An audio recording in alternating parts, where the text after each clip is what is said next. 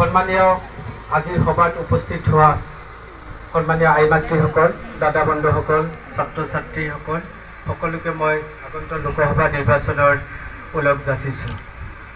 আমি আমাৰ গণতন্ত্ৰ অধিকাৰ অহা 7 মে তাৰিখে হয়নে নহয় বাইদেউ?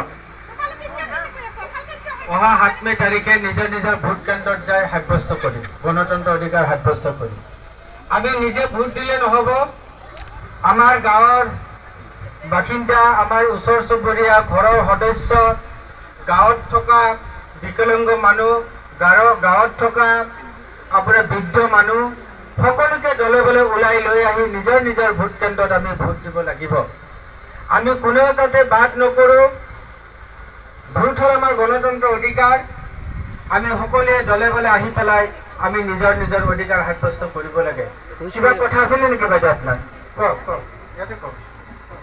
আমাৰ ঘৰৰ কিছুমানৰ যে ভোটাৰ কাৰ্ড আহি পোৱা নাই, আমাৰ দেউতাই কেনেকৈ ভোট কেন্দ্ৰলৈ যাব? এয়া খুব ধুনীয়া প্ৰশ্ন কৰিছে আপুনি।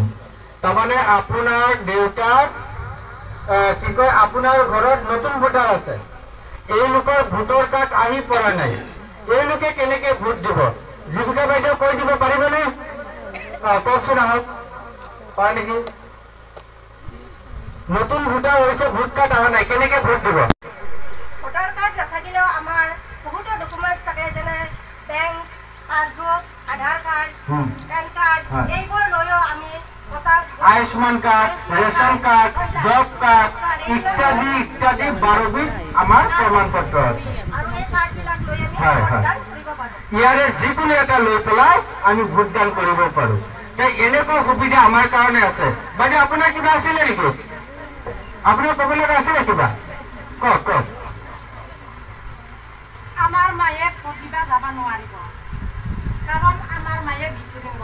তাৰ কিবা তাৰমানে আপোনাৰ মা বিকলাংগ, চকুৰে মনিব নোৱাৰে, খোজ কাঢ়িব নোৱাৰে, তাৰ কাৰণে ভোট দিব নোৱাৰে। ইয়াৰ কাৰণে কিবা উপায় ৰাখিছে নেকি?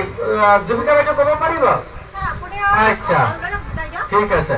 যে এই যে বিকলাংগ মানুহখিনি, যিবিলাক মানুহ শাৰীৰিকভাৱে অক্ষম, চকুৰে দেখিব নোৱাৰে, খোজ কাঢ়িব নোৱাৰে, এইলোকৰ কাৰণে আপোনাৰ কি সুবিধা ৰাখিছে চৰকাৰে? চাওক, আমাৰ ভোটৰ দিনা চৰকাৰৰ ফালৰ পৰা গাড়ী